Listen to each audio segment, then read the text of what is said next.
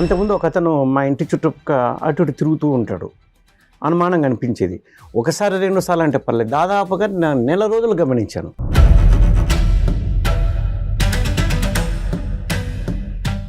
నేను కూర్చొని మందు తాగుతుంటే అటువైపున ఒక అతను ఏడుస్తున్నాడు.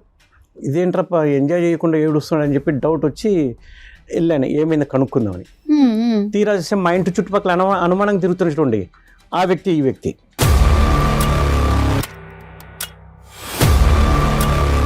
ఇట్లా నా బ్రేకప్ అయింది, నన్ను వేరే వాడిని పెళ్లి చేసుకుంది, నాకు చాలా అన్యాయం జరిగింది, ఎవరు అమ్మాయి అంటే టక్కుమని ఆ మైకంలో ఫోటోలు చూపించేశాడండి, ఫోన్ తోటివి. ఆ అమ్మాయి ఎవరో కాదు, ఈ అమ్మాయి. మీ భార్య ఫోటోలు అతని ఫోన్లో ఉన్నాయి? వాడి ఫోన్లో ఉన్నాయి.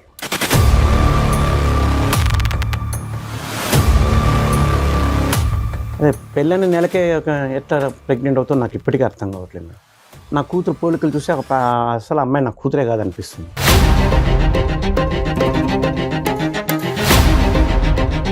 నాకైతే ఆ పాప పుట్టడం అనేది ఈయన వల్లే పుట్టింది సార్. ఎందుకు అని అంటే మేము ఆల్రెడీ పెళ్లికి ముందు కలిసాం సార్. ఫస్ట్ కలిసినప్పుడు ఆయన ప్రెగ్నెన్సీ వచ్చిందని చెప్పాను సార్. నేను ఇంకా ఎవరితో ఏ తప్పు చేసిందైతే లేదు సార్. ఏది పెళ్ళని నెలకేనా ఇంత స్పీడా?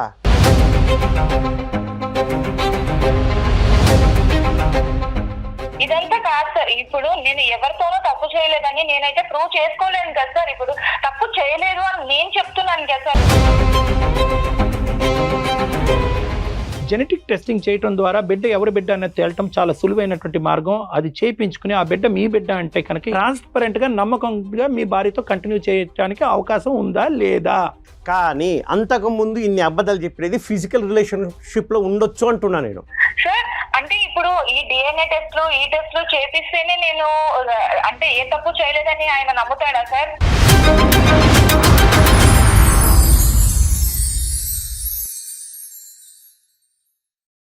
అత్యాధునికమైన టెక్నాలజీతో ఫెర్టిలిటీ ట్రీట్మెంట్ అందిస్తోంది మెడిసి ఐవీఎఫ్. మెడిసి హాస్పిటల్ సమర్పించు అందమైన జీవితం కార్యక్రమానికి స్వాగతం.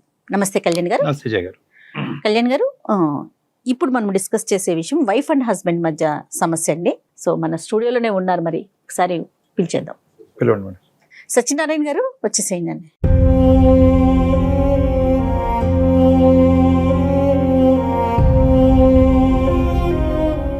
సత్యనారాయణ గారు ఎక్కడి నుంచి వస్తున్నారు? మా ఊరు పల్మనేరు మేడం. ఏం చేస్తుంటారు? చిత్తూరు అండి? చిత్తూరు అండి. ఏం చేస్తుంటారు? ఇక్కడ మార్కెటింగ్ చేస్తుంటే మేడం. మరి సమస్య ఏంటో నేను బ్రీఫ్గా చెప్పాను కళ్యాణ్ గారికి.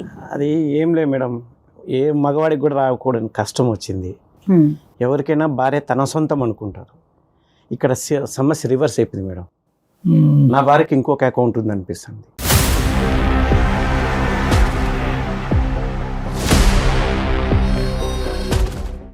అనిపించాను కదా, నాకు అన్ని రుజువులు ఉన్నాయి మేడం. నేను ఊరికి ఆషామాషిగా ఏం మాట్లాడట్లేదు. అసలు మీ పెళ్ళి ఎన్ని సంవత్సరాలు అవుతుంది? మా పెళ్ళి 4 సంవత్సరాలు అయిందండి. పెళ్ళైన తర్వాత నెలకే అమ్మాయి ప్రెగ్నెంట్ అని చెప్పింది మేడం.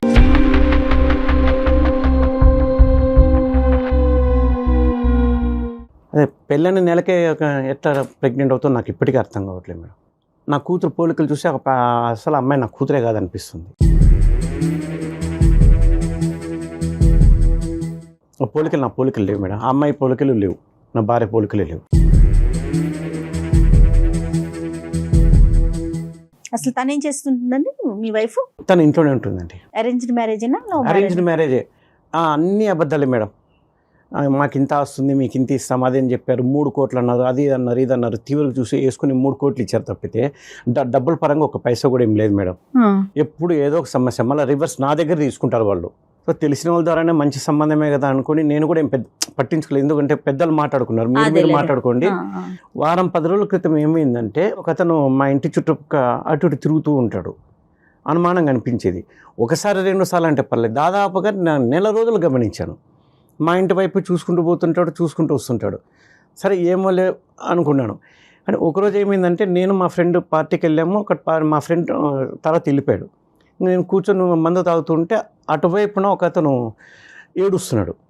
ఇదేంట్రప్ప ఎంజాయ్ చేయకుండా ఏడుస్తున్నాడు అని చెప్పి డౌట్ వచ్చి వెళ్ళాను, ఏమైంది కనుక్కుందామని.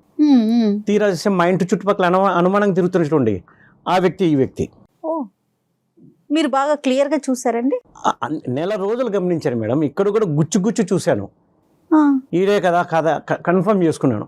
Okay okay. సరే ఏమైంది, తాగి ఎంజాయ్ చేయకుండా ఎందుకు ఏడుస్తున్నావు, అంత ఎందుకు ఎక్కువ తాగావంటే నా సమస్య మీకేం తెలుస్తుంది సార్, ఎందుకంటే అంత తాగిన మైకంలో నన్ను కూడా గుర్తుపట్టలేదు. కానీ నేను తెలిసే ఉంటాను కదా, ఎందుకంటే పెళ్లి చేసుకున్నాను, ఇవన్నీ విషయాలు తెలుసు కాబట్టి ఆ అమ్మాయిని నేను పెళ్లి చేసుకున్నాను. అతనికి తెలియటం ఏంటి? అదే ఇప్పుడు ట్విస్ట్, వాళ్ళిద్దరు లవర్స్ అంట. ఎలా చెప్తున్నారు సత్యనారాయణ గారు మీరు? అది ఆ అమ్మాయి చెప్పింది సార్. ఎప్పుడు చెప్పింది ఆ అమ్మాయి మీకు? నాకు మెల్లిమెల్లిగా ఒకటొక్కటి బయటపడుతూ వచ్చాయి కదా. అది పెళ్ళైన ఎన్ని సంవత్సరాల తర్వాత అని చెప్పింది? సంవత్సరం తర్వాత. సంవత్సరం వరకు జర్నీ బాగానే ఉంది, అంత ఇబ్బంది ఏం రాలేదు. ఎప్పుడైతే నేను డబ్బుల కోసం పీడించడం అని కదా, మామూలుగా అడిగాను అంతే. ఇస్తామన్నారు కదా 3 కోట్లు, ఏమిది 3 కోట్లు కనీసం ఇస్తే నాకు ఏదైనా ఉపయోగపడుతుంది కదా అది అంటే ఇదిగో కానీ సాగదీస్తుంది. నాకు డబ్బు ఇవ్వకపోగా వాళ్ళ అమ్మకు బాగలేదు, వాళ్ళ నాన్నకు బాగలేదు అని చెప్పి ఇప్పుడు నా దగ్గర డబ్బులు తీసుకునేవాళ్ళు. సరే డబ్బు ముఖ్యం కాదు కదా అనుకోని నేను పట్టించుకోలేదు. మెల్లిమెల్లిగా నాకు ఎందుకు డౌట్ వస్తూ వచ్చింది. ఈ పాప కూడా పోలికలు కనబడలేదు నాకు. దాంతో ఏముందిలేండి, పోలికలు అంటే ప్రింటెడ్ గా ఉండవు, ఏమైనా జిరాక్స్ కాపీలా అండి? సరే అది కూడా ఒప్పుకుంటే మేడం, మేబీ రాకపోవచ్చు కూడా, ఎందుకంటే తరాల మధ్య తేడా ఉండొచ్చు కదా. సరే అది కాకపోయినా అమ్మాయి నాకన్నా 1 సంవత్సరం పెద్ద మేడం. మీకు చెప్పలేదు? అది అబద్ధమే. సర్టిఫికేట్ ఏమి తక్కువ వేయించేసి 1 సంవత్సరం తక్కువ వేయించుకున్నారు సర్టిఫికేట్లో. డబ్బుల దగ్గర అబద్ధము. మళ్ళీ పెళ్లి చేసుకొని వాళ్ళతో వీటితో తిరగడం, ఇవన్నీ అన్ని అబద్ధాలు.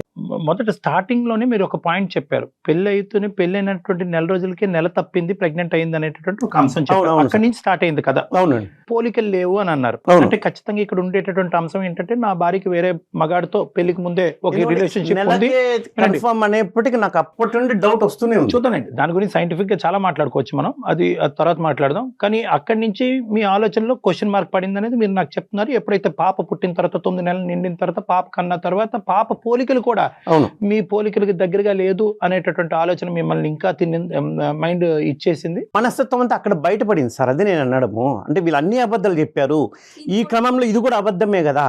ఈ పెళ్లి చేయడం దగ్గర నుండి అన్ని అబద్ధాలు అల్లుకుంటూ వచ్చారు. సో ఎట్లో వేరే ఏంటంటే, ఈ అమ్మాయికి పెళ్లికి ముందు కూడా ఒక రిలేషన్షిప్ ఉంది, అది మీ అమ్మాయి కూడా ఒప్పుకుందని మీరు ఇందాక అన్నారు. ఒప్పుకుంది. పెళ్ళైనటువంటి బ్రేకప్ అయినటువంటి అంశం మీరు అడిగితే ఆ అమ్మాయి చెప్పలేదు. ఆ అమ్మాయిగానే ముందుకు వచ్చి నాకు ఒక రిలేషన్షిప్ ఉంది, అది బ్రేకప్ అయిందని చెప్పింది. అమ్మాయి నేనే గుచ్చి అడిగాను. మీరు అడిగారు? అమ్మాయి అసలు ఏం చెప్పలేదు. ఏం అడిగారు సార్? ఎందుకు అడిగారు? నాకు అనుమానం వచ్చింది కదా సార్. ఏం అనుమానం వచ్చింది? పాప పెళ్ళైన నెలకే కడుపు రావడం ఏంటి, దాని తర్వాత పోలికలు లేవు. ఎప్పుడైతే అనుమానం వచ్చిందో నాకు అన్ని త్రూ అవుట్ ద ప్రెగ్నెన్సీ, అంటే పెళ్ళి అయినటువంటి 1 నెలకి నెల తప్పింది అనేటటువంటి ఆలోచన మీకు ఉంటే కనుక, త్రూ అవుట్ ద ప్రెగ్నెన్సీ మీరు అమ్మాయిని గుచ్చి అడుగుతూనే ఉన్నారుగా, ఏంటి ఇంత తొందరగా ఎలాగైంది? అంత తొందరగా నేను నిర్ణయం తీసుకోలేదు, అడగలేదు. మొదటిసారి ఏమలే అని పట్టించుకోలేదు. కానీ ఎందుకు మెల్లిమెల్లిగా ఒక్కొక్కటి నన్ను వాళ్ళు డబ్బు కోసం పీడించడము, దాని తర్వాత ఇలా అరే ఇన్ని అబద్ధాలు చెప్పారంటే కూడా ఇది కూడా అబద్ధమే. సో అడిగితే కనుక కొన్ని ఏమని చెప్పింది అనే డౌట్ వచ్చింది. నెలకే ఎట్లా నీకు కడుపు వస్తుంది అంటే, ఇంతకుముందు ఏదే నా అకౌంట్లో ఇస్తున్నావా అంటే, లేదు అట్లా కాదు అని. సరే ఏ రోజు ఆ రోజు నా పనిలో నేను పడిపోవడం, మళ్ళీ మర్చిపోవడం, మళ్ళీ గుర్తుకు వచ్చినప్పుడు, మనసు బాధగా ఉన్నప్పుడు మళ్ళీ అడిగితే కనుక ఏదో ఒకటి తప్పించుకునేది ఎప్పటికప్పుడు. సో తీరా చూస్తే ఈ మధ్యన అదే పనికి తిరగడము, మా ఇంటి చుట్టూ 1 రోజు 2 రోజులు అంటే పర్లేదు, నెల రోజులు గమనించాను. తొందరపడి నిర్ణయం తీసుకోలేదు. నెల రోజులు అన్న తర్వాత వాడు మళ్ళీ అక్కడకు ఏడుస్తున్నాడు. ఏం మాట్లాడాడు? సరే వాడు నన్ను గుర్తుపట్టలేదు ఆ మైకంలో. సరే ఏమైంది అది అంటే, ఇట్లా నా బ్రేకప్ అయింది, నన్ను వేరే వాడిని పెళ్లి చేసుకుంది, నాకు చాలా అన్యాయం జరిగింది. ఎవరు అమ్మాయి అంటే టక్కుమని ఆ మైకంలో ఫోటోలు చూపించేశాడండి, ఫోన్ లోటివి. ఆ అమ్మాయి ఎవరో కాదు, ఈ అమ్మాయి.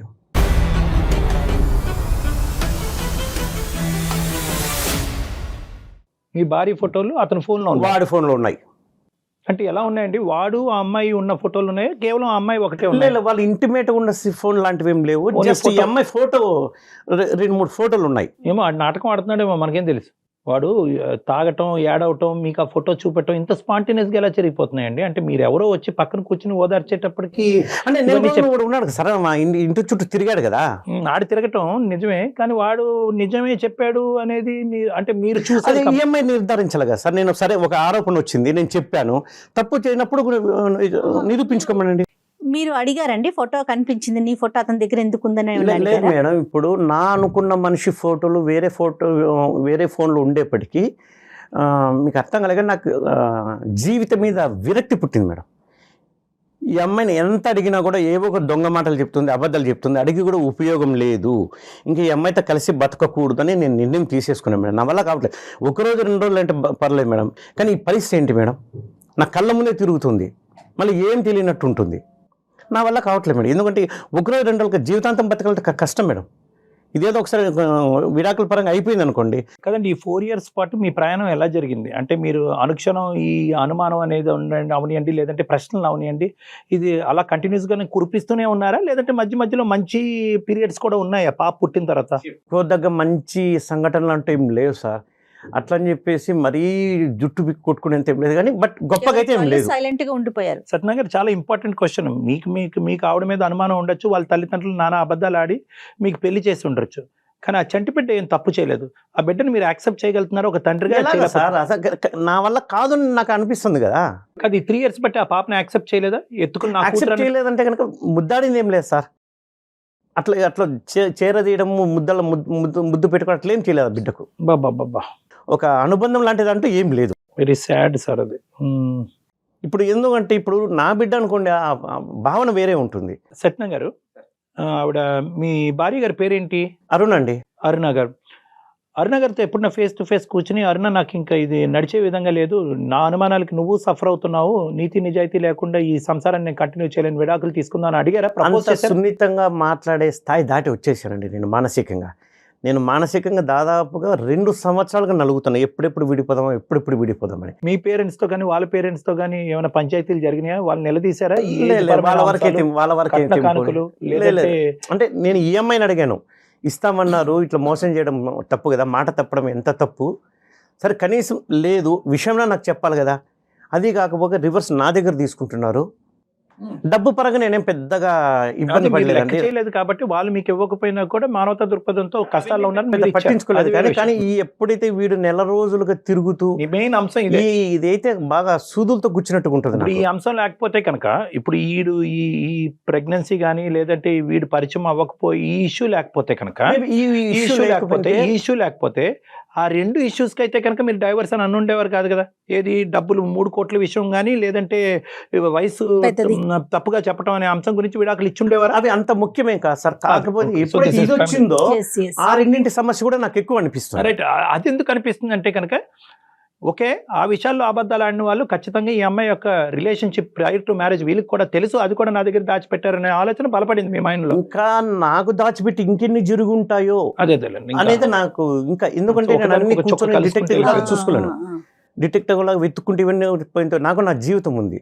సరే, ఈ రోజు మా దగ్గర రావడానికి కారణం ఏంటి? ఆవిడతో మనం ఫోన్ లో మాట్లాడొచ్చా? ఇక్కడికి వచ్చారు ఆవిడ, డైరెక్ట్ గా మాట్లాడాలా ఫోన్ లో? అంతే లేదు సార్, తను ఇంట్లో ఉంది కాబట్టి నేను ఫోన్ చేస్తాను, మాట్లాడండి. మంచిది. బట్ ఏదో ఒక కౌన్సిలింగ్ అసలు మీరు వద్దు మేడం, ఇంకా కలిసి ఉండడం అనేది కుదరదు.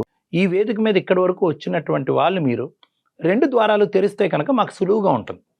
ఎందుకంటే ఒకప్పుడు ఇక్కడ ఏంటంటే మీ ఇద్దరు సంబంధించినటువంటి అంశం కాదు, ఆ బిడ్డ సంబంధించినటువంటి అంశం కూడా ఇక్కడ ఏంటంటే ఆ పాప రేపొద్దున విడాకులు తీసుకోవడానికి ఇక్కడి వరకు రాక్కర్లేదు సార్. మీరు ఒక లాయర్ని కలవచ్చు, 2 సంతకాలు పెట్టచ్చు, విడిపోతారు.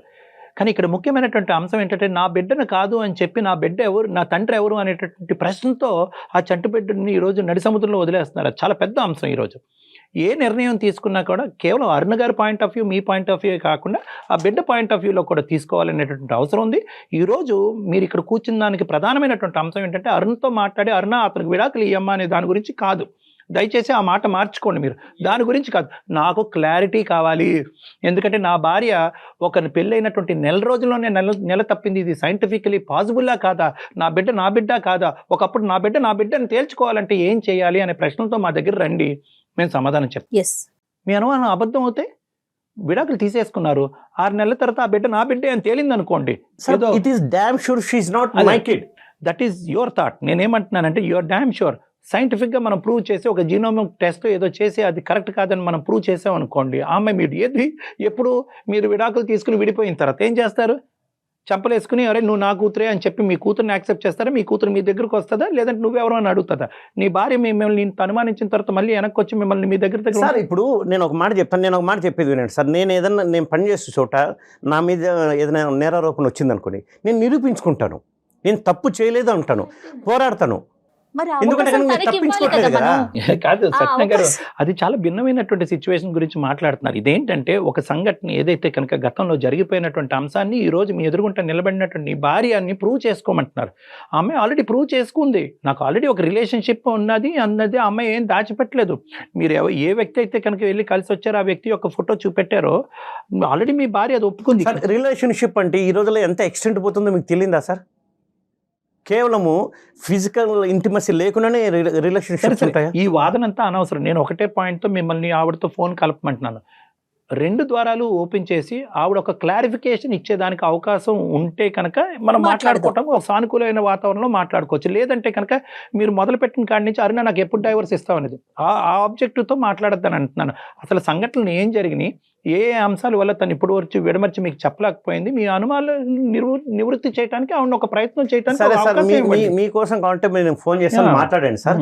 బట్ నాకైతే నమ్మకం లేదు. సరే, అది వేరే మీరు విషయం. ఏదో ఒకటి నేను counselling చాలా మంది ఇదే ఆలోచనతో నా క్లినిక్ రూమ్ లోకి వస్తారండి. ఏమంటారంటే నాకేం నమ్మకం లేదు డాక్టర్ గారు, నేను విడిపోతాను, నా గురించి ఎందుకయ్యా, లాయర్ దగ్గర పోండి అని చెప్తాను కానీ నేను కొన్ని అంశాలు విడమర్చి చెప్పేటప్పటికి వాళ్ళ ఆలోచన శైలి మారుతుంది, మీ ఆలోచన శైలి కూడా అలా మారుతుంది అన్న నమ్మకంతో ఈ కాల్ ప్రారంభిద్దాం. మనం కలపండి. సార్ ప్రతి రోజు నరకంగా ఉంది సార్. ఒక రోజు 2 రోజులు అయితే పర్లే. అదే నరకాన్ని క్లియర్ చేసుకోవటం విడాకులు ఒకటే దారి కాదండి. విడాకులు తీసుకున్న తర్వాత డబల్ నరకం అయితే ఏం చేస్తారు? హలో అరుణ, చెప్పండి. ఎక్కడున్నావు? ఎక్కడున్నావు? నేను ఇంట్లోనే ఉన్నానండి. సరే, ఏం చేస్తున్నారు? భోజనం చేశారా? లే సరే, తర్వాత కానీ నేను వేరే డాక్టర్ గారి దగ్గరికి వచ్చాను. ఓకే, ఏమైందండి ఇక్కడ మీకు? నేను చెప్తాను, ఇదిగో ఆయన మాట్లాడతారంట, స్పీకర్ ఆన్లోనే ఉంది, నీతో ఉండలేకపోతున్నాను చెప్తూనే ఉన్నా కదా, ఇది నీకు ఇబ్బందిగా ఉంది, నాకు ఇబ్బందిగా ఉంది. ఏమి ఏం మాట్లాడుతున్నారండి అసలు మీరు? చెప్పేది విను, అందమైన జీవితం అనే కార్యక్రమానికి వచ్చాను. ఏమైందండి ఇప్పుడు? నేనేమైనా నిన్ను డబ్బుల కోసం పీడించానా? నేను ఏదైనా దాచుకుంటే మీ దగ్గర ఏదైనా దాచిపెడితే మీరు ఇలా మాట్లాడాలి. నేను అన్ని మీకు ఓపెన్ గా చెప్పినప్పుడు మీరు ఇంకా ఎందుకు బాధపడుతున్నారు, ఇంకా ఎందుకు ఇలా మాట్లాడుతున్నారు? సరే, అవన్నీ చెప్పేది అవన్నీ తర్వాత ముందు ఈయనతో, మేడంతో, సార్తో ఒకసారి మాట్లాడు. లైన్లో ఉన్నారు, స్పీకర్ ఆన్లోనే ఉంది. ఓకే, ఇవ్వండి, మాట్లాడతాను. నమస్తే అమ్మా. నమస్తే సార్. ఒక ముఖ్యమైనటువంటి అంశం, మీరు ధైర్యంగా మాతో మాట్లాడతాను అని అన్నప్పుడే మాకు అర్థమైంది. అంటే కనుక మీరు కొన్ని ఫ్యాక్ట్స్ పాలు పంచుకోవాలనే ఉద్దేశంతో మీరు ఉన్నారు అనేది అర్థమవుతుంది. అయితే మేము అడిగేది ఏంటంటే, సార్ ఆల్రెడీ సత్యనారాయణ గారు ఆల్రెడీ ఇక్కడ కూర్చుని ఎందుకు ఈ పెళ్లి, ఇది పనికిరాని పెళ్లి, దీనివల్ల ఏం ఉపయోగం, దినదినగండ నూరేళ్ళ ఆయుష్ అన్నట్టు టార్చర్ అనిపిస్తున్నావు, నా కూతురిని యాక్సెప్ట్ చేసుకోలేకపోతున్నాను, నా భార్యని యాక్సెప్ట్ చేయలేకపోతున్నాను, విడాకులకి ఏ విధంగా ముందుకెళ్తే బాగుంటుంది అనే ఆలోచనతో నేను ఇక్కడ వచ్చి కూర్చున్నాను అని అంటున్నారు. సార్ ఫస్ట్ నేను చెప్పేది వినండి సార్. చెప్పండి, అదే చెప్పండి. ఇక్కడ అన్ని నిజాలే చెప్పాను సార్. ఇప్పుడు ఒక విషయం సార్, పెళ్లి అనేది ఎందుకు అబద్ధం అని అంటున్నారు అని అంటే, ఆయన కంటే నేను 9 months పెద్ద.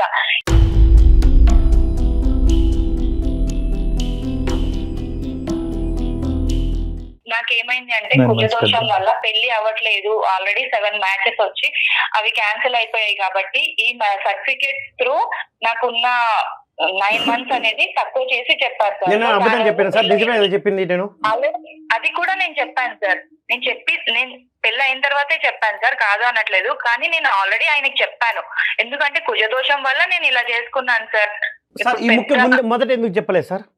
సార్ నేను పెళ్ళైన వెంటనే చెప్పాను సార్, నేను నాకు ఇలా ఉంది, ఇలా కుజదోషం ఉంది, సో దాని వల్ల నాకు ఇలా చేశారు పెద్దవాళ్ళు అనేసి నేను ఆయనకి ఓపెన్ గా చెప్పాను సార్.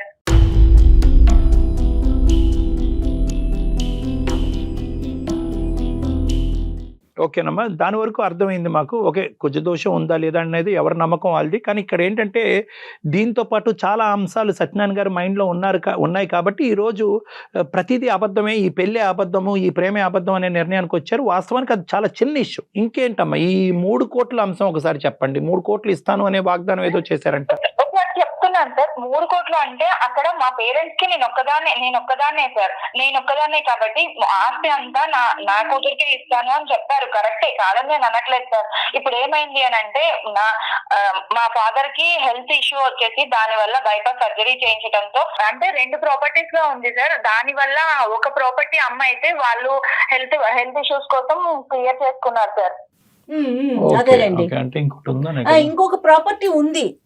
ఉంది సార్, ఉంది. ఓకే, మరి ఆ విషయం మీ హస్బెండ్ కి తెలుసా అండి? తదనంతరం మాకు ఇస్తారు కదా సార్. కానీ ముఖ్యమైనటువంటి అంశం ఏంటంటేనమ్మా, ఈ నెల రోజులు నిండక ముందే నెల తప్పటం, పెళ్లి అయినటువంటి నెల రోజులు నిండక ముందే నెల తప్పటం.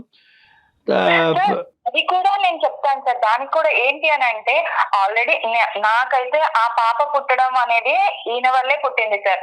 ఎందుకు అని అంటే మేము ఆల్రెడీ పెళ్లికి ముందు కలిసాం సార్.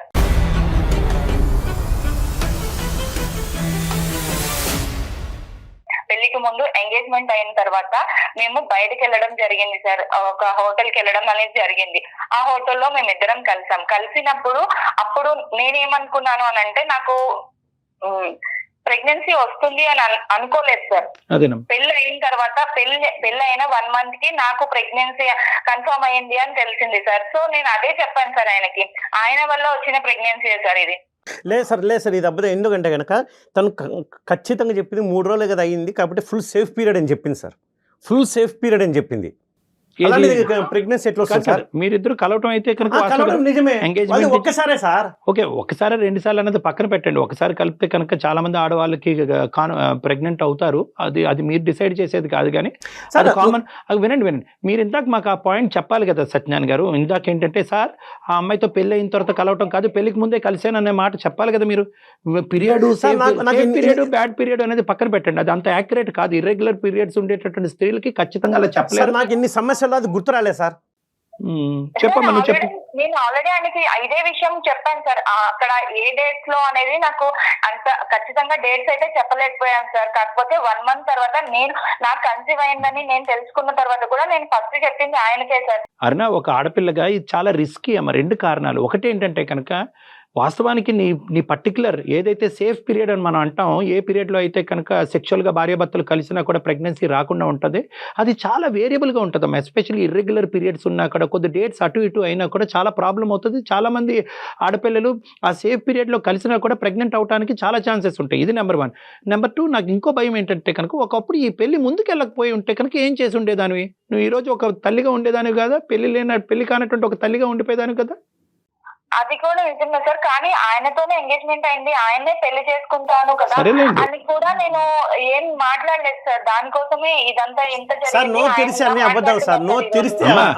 ఒకటి అరుణ, నువ్వు చాలా సింపుల్ గా చెప్తున్నావు, ఎంగేజ్మెంట్ అయింది కాబట్టి అతనితోనే పెళ్లి అవుద్దని నీకు నువ్వుగా ముద్ర వేసుకుంటున్నావు. కానీ ఈ కుజదోషం అనే సబ్జెక్టు పెళ్లికి ముందు తెలిస్తే అతను విత్డ్రా అయ్యి ఉండేవాడేమమ్మా. నీతో శారీరకంగా కలిసిన తర్వాత అతను విత్డ్రా అయ్యి ఉండేవాడమ్మా. అప్పుడు నీ పరిస్థితి ఇది కరెక్ట్ కాదేమో అని అంటే, లేదు మనం పెళ్లి చేసుకుంటాం కదా అని ఆయన ఇదంతా చేశారు సార్. ఆ టైంలో ఇంకా అన్ని స్పీడ్ గానే ఉంటాయిలే అమ్మా అవన్నీ. ఇప్పుడు ఆ కార్యక్రమం గురించి ఇతను మాకు చెప్పలేదు కూడా, ఇప్పుడు చెప్తున్నాడు. అది ఇప్పుడు ఆయన చేసిన తప్పుల గురించి ఆయన మాట్లాడకుండా నాది తప్పు కాదు. ఆవిడ బతుమా నేను వద్దన్నాను, అతను పర్వాలేదు పెళ్లి అయిపోతుంది అని చెప్పి అతను అన్నిటి కనుక ఆవిడ కమిట్ అయింది అని చెప్పింది. ఏ అబద్ధాలు అనేది ఏ నిజాలు అనేది మాట్లాడుకుని సత్యనారాయణ గారు కొద్దిగా ఓపిక. అమ్మ, ఇంకో అంశం నాకు చెప్పమ్మా. వీడు ఎవడో మీ ఇంటి చుట్టూరు అక్కడ ప్రదక్షిణాలు చేశాడంట, 4 రోజులు ప్రదక్షిణం చేశాడంట. అతనుగా పబ్కి వెళ్ళాడు, అతను తాగాడు, ఏడుస్తున్నాడు. ఏమయ్యా ఎందుకు ఏడుస్తున్నాడు అంటే కనుక, నాకు ఒక ఎక్స్ గర్ల్ ఫ్రెండ్ ఉందని చెప్పని టప్పని ఫోన్ జోబులో తీసి నీ ఫోటో చూపెట్టాడంట. ఈ కథ ఏంటమ్మా? జస్ట్ ఫ్రెండ్స్ గా ఉన్నాం అంతే సార్. తను మాట్లాడేవాడు, నేను మాట్లాడేదాన్ని అంతే సార్. ఒక రోజు ప్రపోజ్ చేసినప్పుడు నాకు అదే టైంలో మ్యాచెస్ చూస్తున్నారు, ఇవన్నీ కరెక్ట్ కాదు అని తనకి చెప్పేశాను, బ్రేకప్ చెప్పేశాను, అయిపోయింది సార్. ఈ విషయం ఎప్పుడు చెప్పామ్మా సత్యనారాయణ గారికి? ఎప్పుడు చెప్పా ఈ విషయం? పెళ్లి అయిన తర్వాత చెప్పాను. ఇదే సార్ ప్రతి ఒక్కటి పెళ్లి అయినంత వరకు అన్ని దాచిపెట్టింది. ప్రతి పెళ్లి అయిన తర్వాత వీడు ఎక్కడికి పోడలే, తప్పించుకోలే, ఇరుక్కున్నాడు గొర్రె అని చెప్పి అప్పుడు ఒకటొక్కటి నాకు అనుమానం వస్తున్నప్పుడు అడుగుతూ ఉంటే ఒకటొక్కటి గొర్రెలాగా అన్ని చెప్తున్నాను. నేను అన్ని ఆయన దగ్గర ఏమి దాచకూడదు అనే చెప్పాను. కానీ ఆయన ఇంత అనుమానిస్తాడు, ఇంత లోపల పెట్టుకొని నన్ను ఇలా చేస్తాడు అంటే, పెళ్లి అయిన దగ్గర నుంచి సార్ ఇంకొకటి చెప్తాను. పెళ్లి అయిన దగ్గర నుంచి కూడా ఆయన నాతో ఏ రోజు కూడా టచ్ మీ నాట్ అన్నట్టే ఉన్నాడు సార్. ఒక మాట్లాడేటప్పుడు అసలు వినడు, నాది ఏ బాధ పట్టించుకోడు, ఏమి చేయడు సార్. నేను వండుతున్నాను, పెడుతున్నాను, తింటున్నాం అంతే సార్. ఇవన్నీ చేస్తున్నాడు కానీ ఏ రోజు కూడా నాతో మాట్లాడింది చేసింది కూడా లేదు సార్. ఉన్నది కూడా లేదు సార్. ఇంట్లో ఏదో పని చేయడానికి ఉన్నట్టే ఉన్నాను సార్ నేనైతే.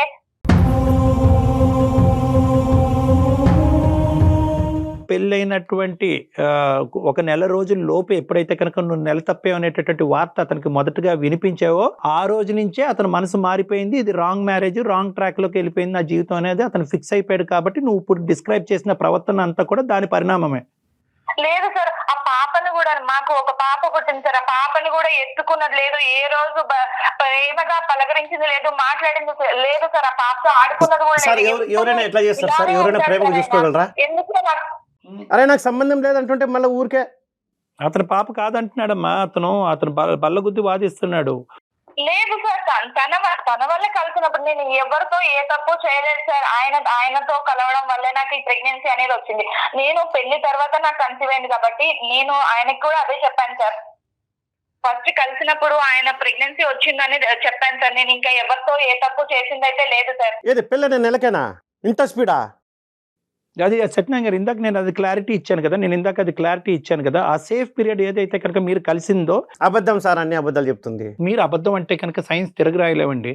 ఒక్క నిమిషం సత్యనారాయణ గారు, ఇప్పుడు ఖచ్చితంగా ఆ అమ్మాయి నిజం చెప్తుందో మీరు నిజం చెప్తున్నారు, లేదంటే ఆ అమ్మాయి అబద్ధం ఆడుతుందో మీరు అబద్ధం ఆడుతున్నారో అని చెప్పలేండి. ఒక 2 నిమిషాలు అరుణ నేను చెప్పే జాగ్రత్తగా వినమ్మా.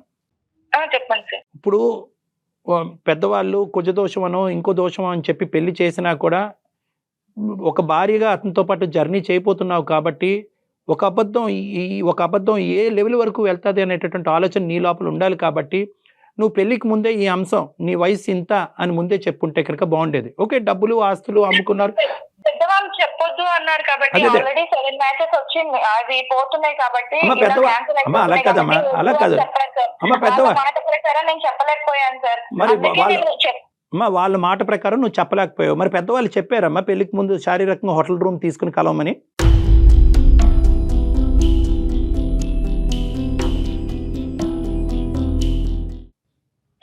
అది మాత్రం ఆయన, ఇది మాత్రం పెద్దలు. సరే, డిస్కషన్ కరెక్ట్ కాదులేండి అమ్మ. అనుమానం పెనుపోతాం అని ఎందుకు అంటారంటే కనుక ఒక్కసారి ఆ బీజం పడిన తర్వాత మన కళ్ళు ఆటోమేటిక్గా మిగతా అంశాల గురించి వెతకలాట మొదలు పడుతూ ఉండే. అలా వెతికేటటువంటి క్రమంలో గుచ్చి ఒకడు ఎవడైతే ఉన్నాడో వాడు ఇంటి చుట్టూ తిరిగాడు. వాడు దొరకపోతే ఈరోజు ఈ సమస్య ఉండదు. వాడు దొరకటం, వాడు ప్రత్యేకంగా నీ ఫోటోయే వాడు ఫోన్లో చూపెట్టడం, ఏదో తూతూ మాత్రంగా ఎక్కడి నుంచో పోతుంటే నీకు ఫోటో తీసుంటాడు, ఆ ఫోటో ఇతనికి చూపెట్టాడు. ఇదేంటి వాడు ఫోన్లో నా భార్య ఫోటో అని చెప్పి ఆల్రెడీ ఇతనికి అనుమానం అనేది ఉంది కాబట్టి అది ఇంకా డీప్గా ఒక వేరులతో నాటుకుపోయింది ఆ అంశం. అంటే అన్నీ కలగలుపుగా అతని మైండ్ పొల్యూట్ చేసింది. సమాధానాలు నువ్వు చెప్తున్నావు కరెక్టే, ఏమంటే అది కాదండి ఇది కాదండి అని చెప్తున్నాడు. కానీ అతను నీ నోటి ద్వారా సమాధానాలు వినాలి అని అనుకోవట్లేదు. ఎందుకంటే తప్పు చేసిన దాన్ని నువ్వు అని అతను అనుకుంటున్నాడు కాబట్టి నీ నోటి ద్వారా సమాధానాలు అతను చల్లబరచట్లేదు. ఫైనల్గా మా దగ్గరకు వచ్చి ఏంటంటే ఇవేమీ కాదండి, నేను ఏమీ వినాలని అనుకోవట్లేదు, నా భార్య దగ్గర నుంచి నాకు విడాకులు ఇప్పించండి అనే అంశంతో ఇతను వచ్చి ఇక్కడ. ఇదంతా కాదు సార్. ఇప్పుడు నేను ఎవరితోనూ తప్పు చేయలేదని నేనైతే ప్రూవ్ చేసుకోలేను కదా సార్. ఇప్పుడు తప్పు చేయలేదు అని నేను చెప్తున్నాను కదా సార్. నేను చెప్పినప్పుడు ఆయనతో నేను పెళ్లి చేసుకుంటాను అని ఫిక్స్ అయిన తర్వాత కదా సార్ నేను ఇదంతా చేసింది. నేను ఇప్పుడు ఆయన కాదు అని అంటే నేను ప్రూవ్ చేసుకోవడానికి ఎలా ప్రూవ్ చేసుకోలేను కదా సార్. అమ్మ నీ మాటలో నువ్వు మాట్లాడే తీరు, నీ యొక్క పద్ధతి వ్యవహారం అనేది ఎంతో కొంత విశ్లేషించే కెపాసిటీ నాకుంది. నేనైతే మాత్రం ఖచ్చితంగా నువ్వు నిజాయితీ పర్రాలే అన్నట్టుగా నేను మాట్లాడగలను. కానీ ఇక్కడ నమ్మకం రావాల్సింది నాకు కాదు, నీ భర్తకి. సో ఇక్కడ ముఖ్యమైనటువంటి అంశం ఏంటంటే మీ ఇద్దరు ఇప్పుడు ప్రధానమైనటువంటి అంశం ఏంటంటే పెళ్లికి ముందే నువ్వు వేరే వ్యక్తితో కలిసేవా, ఇతనితోనే కలిసేవా, ఈ బిడ్డ అతని బిడ్డ నీ బిడ్డ వేరే వాళ్ళ బిడ్డ అనేది తేలితే కనుక సరిపోతుంది. కాబట్టి నా ఉద్దేశం ఏంటంటే మీరిద్దరూ ఏకీభవిస్తే కనుక మీ ఇద్దరు నా దగ్గరికి వస్తే కనుక నేను సర్టిఫై చేస్తాను ఫర్ జీన్ టెస్టింగ్. మీ ఇద్దరికి ఓకే అంటే కనుక అంటే దానికి ఒక డాక్టర్ యొక్క సర్టిఫికేట్ కూడా కావాలి. మీకు మీరుగా వెళ్ళి ఒక నిమిషం సత్యనారాయణ గారు, ఇది ఒక సజెషన్ కొద్ది పూర్తిగా వినండి. ఎందుకంటే ఇందాక నేను చెప్పాను ఇది కేవలం ఒక భార్యాభర్తల అంశం కాదు, ఏ పాపం పుణ్యం ఎరగనటువంటి ఒక బిడ్డ జీవితం కూడా. నేను ఇందాక ఒక హైపోథెటికల్ స్టేట్మెంట్ చెప్పాను. ఈమె ఎంత కాలాంతరంలో మీకు తెలియదు కాబట్టి మీరు ఇలా పుస్తకం ముందుకు వస్తున్నారు కానీ మిమ్మల్ని కూడా మాయ చేస్తుంది సార్. ఏదో ఒకటి చేస్తే దొంగ రిపోర్ట్ మేడం, అంత టాలెంట్ ఉంది.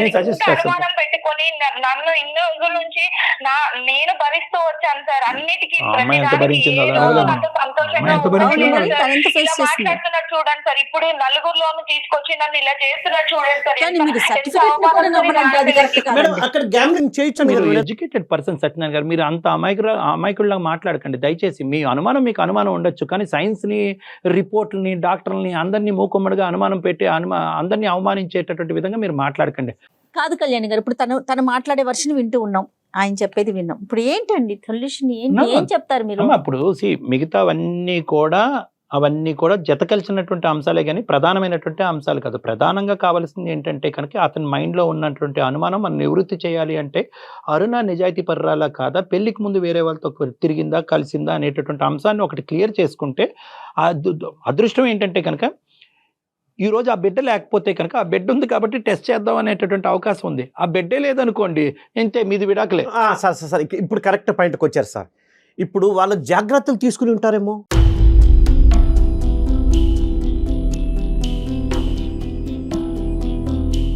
వాళ్ళిద్దరు జాగ్రత్తలు తీసుకుని ఉంటారు కదా. చూడండి, ఒకటి ఇప్పుడు అనుమానం అనేటటువంటి దానికి మనం నిచ్చెన వేస్తే కనుక అది ఎక్కడికో వెళ్ళిపోతుంది. సత్యనారాయణ గారు, మీరు ఒక ప్రైమరీ ఒక నిమిషం అరుణ నన్ను ఇలా మాట్లాడుతున్నప్పుడు ఆయన కాదు సార్, ఫస్ట్ నేను ఇచ్చేస్తాను సార్ విడాకులు. నాకు ఇలాంటి మనిషితో నాకు వద్దు సార్.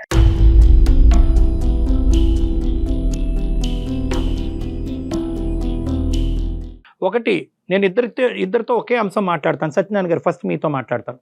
జెనెటిక్ టెస్టింగ్ చేయడం ద్వారా బిడ్డ ఎవరి బిడ్డ అనేది తేలటం చాలా సులువైనటువంటి మార్గం. అది చేయించుకుని ఆ బిడ్డ మీ బిడ్డ అంటే కనుక ఇంకొక ప్రశ్న, ఇంకొక ఆలోచన, ఇంకో అనుమానం, ఇంకో భయం లేకుండా అక్కడితో పాత గత స్మృతులన్నీ తీసేసి, గత జ్ఞాపకాలన్నీ తీసేసి ట్రాన్స్పరెంట్గా నమ్మకంగా మీ భార్యతో కంటిన్యూ చేయడానికి అవకాశం ఉందా లేదా? సార్, నేను డబ్బు గురించి హింస అది పెట్టలేదు. తీసేసేయండి. సరే, బిడ్డ గురించి మీరు అంటున్నారు, DNA టెస్ట్ అది ఇది అవుతుంది అంటున్నారు. కానీ అంతకుముందు ఇన్ని అబద్ధాలు చెప్పేది ఫిజికల్ రిలేషన్షిప్లో ఉండొచ్చు అంటున్నా నేను. సార్ అంటే ఇప్పుడు ఈ DNA టెస్ట్లు ఈ టెస్ట్లు చేపిస్తేనే నేను అంటే ఏ తప్పు చేయలేదని ఆయన నమ్ముతాడా సార్? అదే అమ్మా, అక్కడితో ఆగిపోతే హ్యాపీ అమ్మా. అక్కడితో ఆగిపోతే కనుక ఇంకా మళ్ళీ ఆ ఆలోచన లేకుండా, ఆ అంశం యొక్క ప్రస్తావన లేకుండా మీరు ముందుకు వెళ్ళిపోతే కనుక నీకు కష్టమైనా, కొద్దిగా ఇబ్బందికరంగా అయినా, ఒక ఆడది ఈ విధంగా ప్రూవ్ చేసుకోవాలా, చాలా అసహ్యంగా ఉంది అని నీకు అనిపించినా కూడా ఈ కుటుంబాన్ని కాపాడటం గురించి ఆ టెస్ట్కి వెళ్ళి ప్రూవ్ చేసుకుంటే అక్కడితో అయిపోతే పర్వాలేదు. కానీ అతను అక్కడితో ఆగట్లే. అంతకుముందు కూడా రిలేషన్షిప్ ఏంటి, ఫిజికల్ రిలేషన్షిప్ లో వీళ్ళు జాగ్రత్తలు తీసుకుని ఉంటారు. సో దానికి మేమేం చేయాలి సార్? ఫిజికల్ రిలేషన్షిప్ ఉంది సార్, అంతకుముందు కూడా ఉందో లేదో నాకు తెలియాలి. ఇలా మాట్లాడే మనిషితో మీరు కలిపినా గానీ, నేను అసలు ఈ టెస్ట్లన్నీ చేయించి మీరు ప్రూవ్ చేసినా గానీ నేను ఎలా ఉండాలి సార్? అమ్మా అరుణ, అమ్మా సార్ చెప్పండి సార్. నేను నీకు చెప్పేది ఏంటంటేనమ్మా, ఆబ్వియస్లీ ఈ విధంగా ఇలా మాట్లాడి ఒకటి ప్రూవ్ చేస్తామంటే కనుక ఆ ఒక్కటి ప్రూవ్ చేస్తే అలాగే ఇంకో 100 ఉన్నాయి, ఆ 100 అంశాలకి ఏం ప్రూఫ్ తెస్తుంది అని ఒక ఆడదాన్ని ఇలా బహిరంగంగా మాట్లాడేటప్పటికి ఇతనికి ఏదో అనుమానం అనే జబ్బు ఉందేమో అన్నట్టుగా నాకు ఇప్పుడు బలంగా అనిపిస్తుంది. అంటే డెల్యూజనల్ డిసార్డర్ అంటారు.